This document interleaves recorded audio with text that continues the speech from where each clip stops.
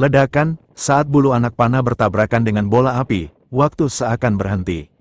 Kemudian, energi dahsyat meledak, cahaya keemasan menelan segalanya, bahkan ruangan pun bergetar sedikit. Semua orang terkejut oleh kekuatan ini dan tanpa sadar menutup mata mereka. Ketika cahaya memudar, pemandangan di lapangan membuat semua orang terkesiap. Qin Lai setengah berlutut di tanah, dengan lubang berdarah mengerikan muncul di dadanya, darah mengucur keluar, dan baju besi ungu emasnya hancur berkeping-keping. Dia menatap luka di dadanya dengan tak percaya, matanya dipenuhi ketakutan. Kondisi Chen Ping juga tidak jauh lebih baik. Serangan balik dari busur Raja Dewa menyebabkan meridiannya rusak, darah terus mengalir dari sudut mulutnya, dan tubuhnya gemetar. Aku benar-benar kalah. Qin Lai bergumam pada dirinya sendiri, lalu kilatan kegilaan melintas di matanya. Tidak. Aku tidak kalah. Dia tiba-tiba mengangkat kepalanya dan menatap orang-orang di belakangnya. Kenapa kalian masih berdiri di sana? Pergi, bunuh dia, ambil artefaknya. Keserakahan terpancar di mata biksu berbaju zirah darah, dan dia menyerbu lebih dulu, busur Raja Dewa adalah milikku. Tidak mau kalah, Yu Wuxi menyerbu ke arah Chen Ping dengan aura hitam yang berputar-putar. Chen Ping, tubuhmu milikku. Yu Yue dan Yu Wuji mengikuti dari dekat, dan para master dari berbagai sekte juga beraksi. Semua orang tertarik oleh busur Raja Dewa dan garis keturunan naga Chen Ping, dan telah lama melupakan perjanjian sebelumnya. Tercela, Li Chunfeng meraung marah, menghunus pedangnya, dan menyerbu ke arah biksu berbaju besi berdarah. Lindungi Tuan Chen. Nan Batian dan Xiao Cui menyerang pada saat yang sama, dan para biksu di gedung informasi membentuk tembok manusia untuk menghalangi serangan musuh.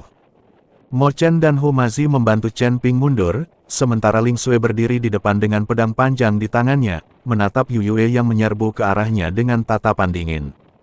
Mati kau, jalan kecil. Sebuah cambuk tulang muncul di tangan Yu Yue, dan mencambuknya ke arah Ling Sui dengan suara yang menembus udara.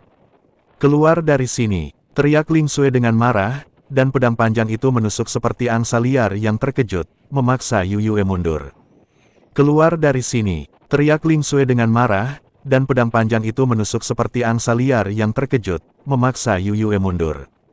Keributan pun langsung terjadi. Li Chunfeng bertarung melawan biksu bersirah darah. Keduanya berada di tingkat ke-9 alam abadi bumi. Energi pedang bertabrakan dengan perisai cahaya berwarna darah, dan setiap pertarungan mengubah warna langit dan bumi. Nan Batian, yang memegang kapak penciptaan, sangat berani dan menghalangi pengepungan beberapa biksu duniawi yang abadi. Xiao Cui lincah dan jarum perak di tangannya diarahkan ke titik vital musuh, dan kerjasama di antara mereka saling melengkapi dengan sempurna.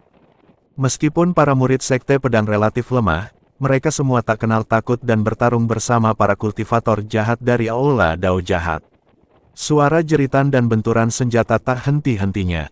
Chen Ping bersandar ke dinding, memperhatikan keributan di depannya, merasa sangat cemas. Dia ingin membantu, tetapi dia bahkan tidak punya kekuatan untuk mengangkat tangannya. Serangan balik dari busur Raja Dewa ternyata lebih serius dari yang dia bayangkan. Kali ini, penggunaan busur Raja Dewa hampir menghabiskan energi jahat pola Dao di tubuh Chen Ping, apa kabar? Tanya Hu Mazi cemas sambil menggunakan jimat untuk menahan serangan. Saya baik-baik saja. Chen Ping batuk darah, dan secercah keputusasaan melintas di matanya. Apakah dia benar-benar akan mati di sini hari ini? Biarkan aku membantumu melarikan diri. Aku khawatir orang-orang ini tidak akan bisa bertahan lebih lama lagi. Hu Mazi ingin membawa Chen Ping pergi. Chen Ping menggelengkan kepalanya. Orang-orang ini bertarung sampai mati dengan Qin Lai dan yang lainnya hanya untuk menyelamatkannya. Bagaimana mungkin Chen Ping pergi begitu saja? Api kilin. Chen Ping berteriak keras. Cahaya merah meledak dari cincin penyimpanan dan jatuh ke tanah. Kirin api, yang diselimuti sisik merah, membuka mulutnya dan mengeluarkan raungan kekanak-kanakan. Meskipun kilin api telah tumbuh besar, ia masih seekor anak singa. Apakah ini kilin api? Seru Mo Chen terkejut. Unicorn api kecil itu sepertinya merasakan krisis Chen Ping. Cahaya ganas berkilat di matanya, dan ia menarik napas dalam-dalam. Mengaum, raungan memekakkan telinga terdengar, dan tubuh kilin kecil membesar dengan kecepatan yang terlihat oleh mata telanjang. Dalam sekejap mata, Ia tumbuh menjadi monster raksasa setinggi beberapa meter, dengan api yang berkobar di sekujur tubuhnya, memancarkan tekanan seperti monster dewa. Binatang suci, ternyata itu kilin api. Hebat, kalau aku bisa menangkapnya, aku bisa memurnikan ramuannya dan menembus dunia. Lebih banyak orang tertarik oleh Fire Kirin dan mengubah arah dan bergegas menuju sisi ini. Kilin api meraung marah dan memuntahkan naga api, seketika membakar beberapa kultivator di depan menjadi abu. La mengusap-usap kepalanya ke arah Chen Ping, matanya penuh kasih sayang. Api kilin, hentikan mereka, kata Chen Ping lemah. Kilin api tampaknya memahami kata-katanya, La berbalik menghadap musuh yang mendekat, membuka mulutnya lebar-lebar, dan menembakkan bola-bola api yang tak terhitung jumlahnya seperti hujan meteor. Ledakan, ledakan, ledakan, ledakan terdengar silih berganti, dan para pendeta yang bergegas mendekat terhempas ke tanah oleh bola api, yang untuk sementara meredakan krisis. Tapi ini hanya sementara, pasukan utama Istana Keenam Kuil dan Istana Kejahatan belum dikerahkan. Begitu mereka menyerang dengan sekuat tenaga, bahkan dengan bantuan Kirin api, akan sulit untuk melawan. Biksu berzirah darah sedang bertempur sengit dengan Li Chunfeng. Ketika ia melihat Kirin api, secerca keserakahan terpancar di matanya. Li Chunfeng, aku akan melepaskanmu hari ini. Dia berpura-pura bergerak, berbalik dan menyerbu ke arah kilin api. Binatang suci itu milikku. Li Chunfeng buru-buru mengejarnya, tetapi dihentikan oleh beberapa biksu kuil. La hanya bisa menyaksikan biksu berbaju besi darah itu menerkam Chen Ping.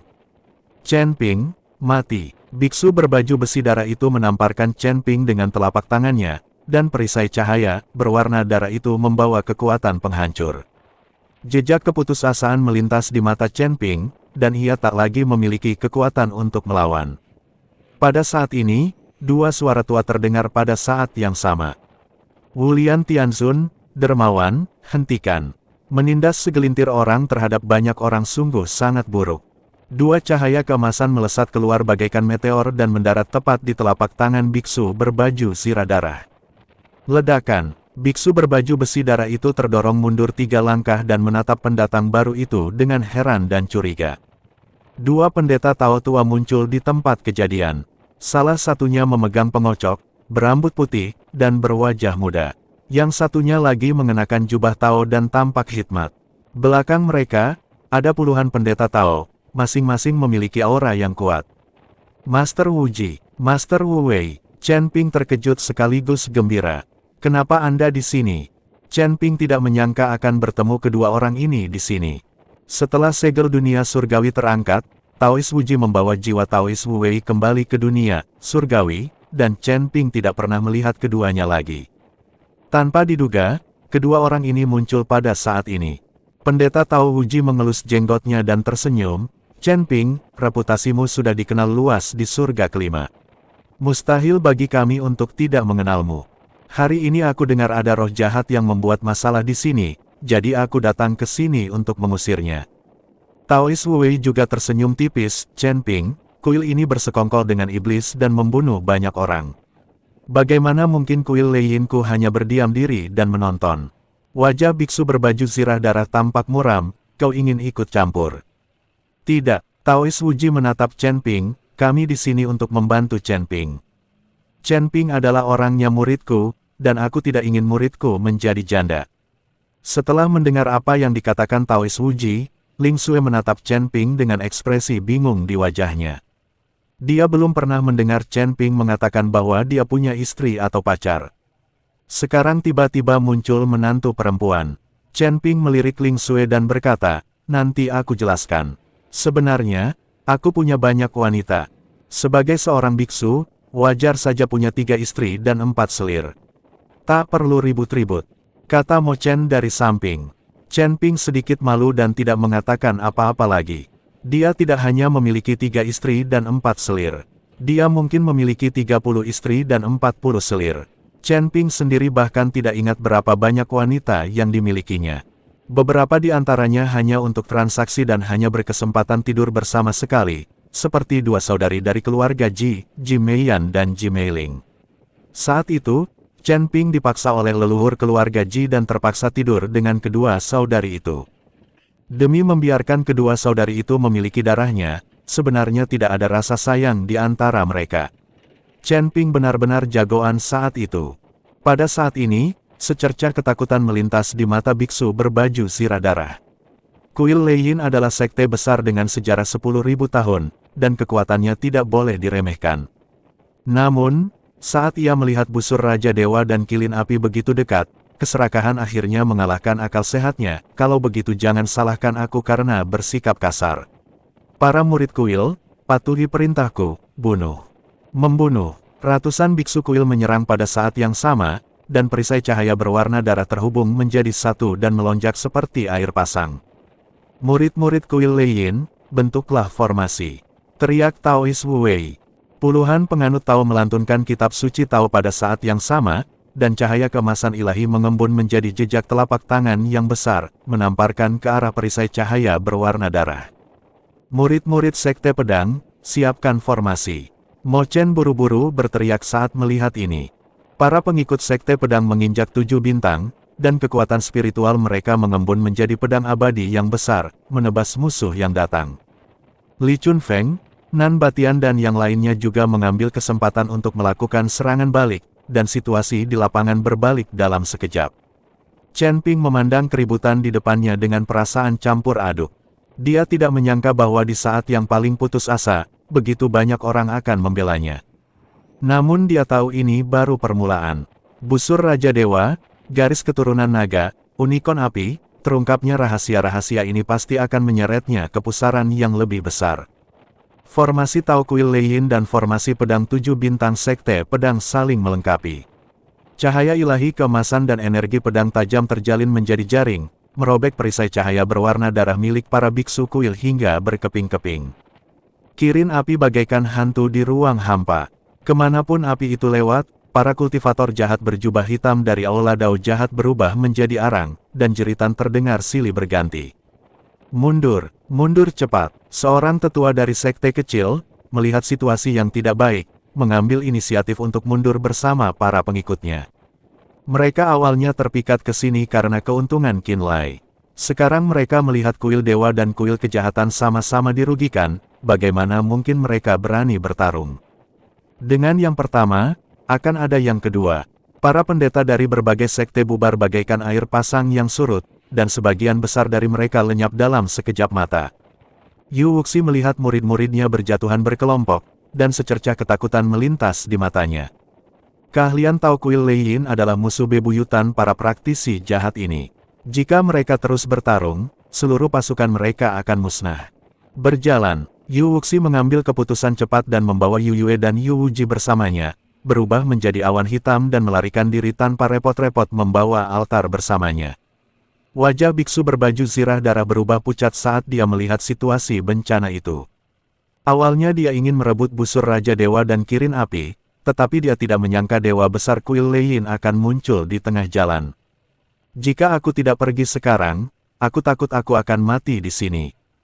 Ayo pergi. Biksu berbaju zirah darah itu bahkan tidak melirik ke arah Qinlai, dan pergi bersama para pengikut kuil sebagai aliran cahaya. Mereka awalnya datang ke sini hanya untuk mengikuti perintah penguasa Istana ke-6. Sekarang setelah misinya gagal, mereka tentu tidak akan dikubur bersama Qinlai yang tidak ada hubungannya.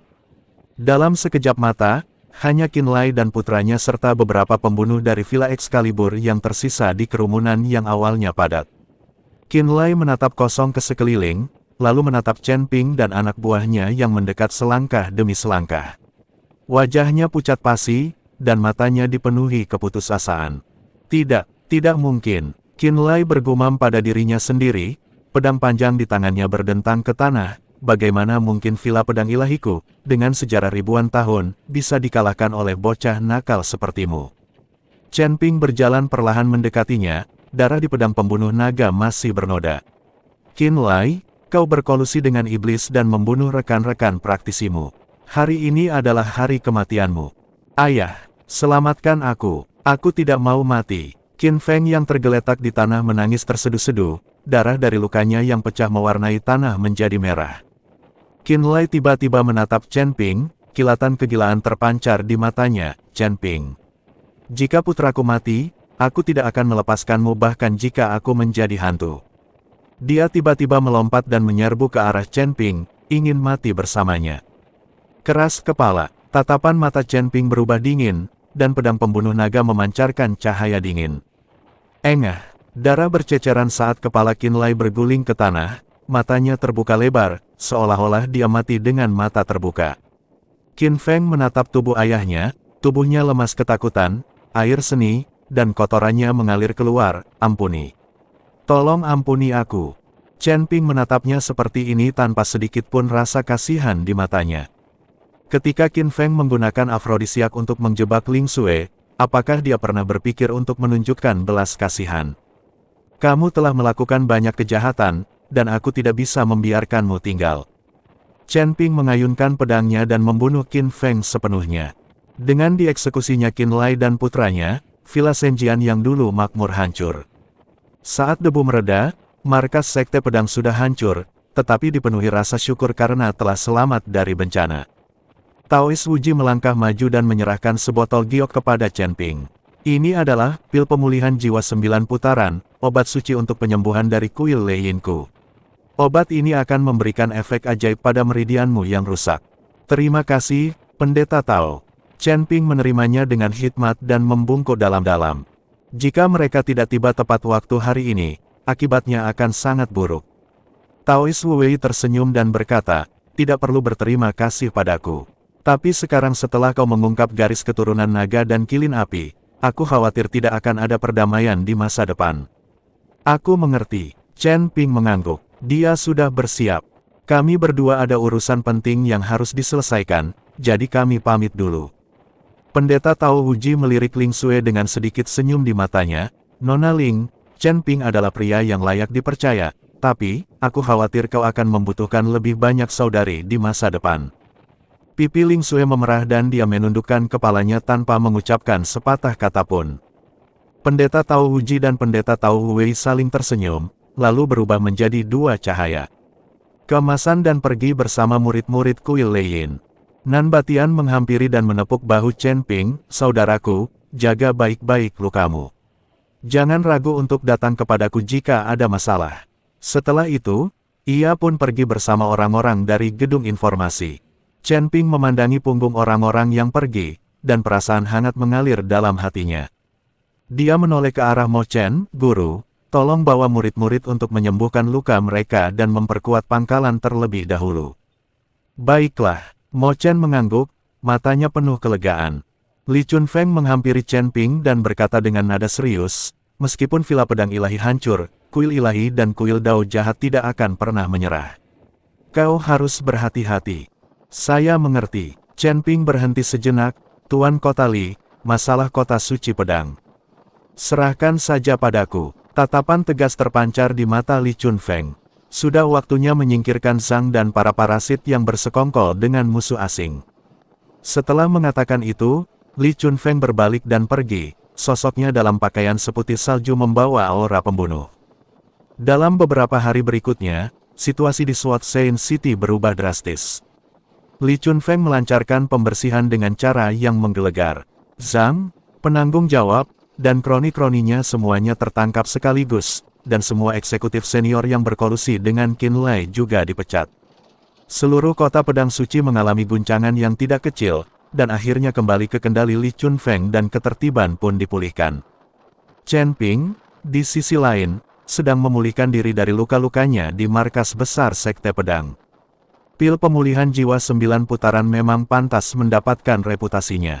Meridian yang rusak di tubuhnya pulih dengan kecepatan yang terlihat oleh mata telanjang, dan kekuatan naga serta kekuatan 3 suku berangsur-angsur stabil. Ling Xue akan membawakannya obat setiap hari. Setelah melewati ujian hidup dan mati, hubungan keduanya semakin dekat. Namun, ketika Ling Xue sesekali menceritakan kejadian malam itu, wajahnya masih memerah karena malu. Pada hari ini, Chen Ping akhirnya bisa bangun dari tempat tidur dan berjalan ke halaman dan menatap para murid Sekte Pedang yang sedang berlatih, dengan sedikit tekad di matanya. Kehancuran Villa Zhenjian hanyalah permulaan, dan tantangan yang lebih besar masih menantinya. Kuil, aula kejahatan, dan musuh yang bersembunyi di kegelapan. Dia harus meningkatkan kekuatannya secepat mungkin untuk melindungi orang-orang di sekitarnya. Kakak senior Chen Ping, Ling Sui datang membawa semangkuk obat, senyum lembut di wajahnya. Chen Ping meminum obatnya, meminumnya hingga habis, lalu menggenggam tangannya. Ling Sui, setelah lukaku sembuh, kita akan pergi ke pegunungan angin hitam dan membasmi habis semua cabang olah dao jahat. Ling Sui mengangguk penuh semangat, baiklah, aku akan pergi bersamamu. Untuk pergi ke istana jalan jahat, kekuatanku saat ini tidak cukup. Aku harus meningkatkan kultivasiku sesegera mungkin. Aku akan membawamu ke menara penekan iblis untuk berlatih kultivasi ganda. Kita bisa meningkatkan kultivasi kita bersama. Chen Ping membawa Ling Sui ke menara penekan setan. Mendengar ini, Ling Sui langsung memerah. Lah tahu ia mungkin tak punya waktu untuk berdiri di hari-hari mendatang.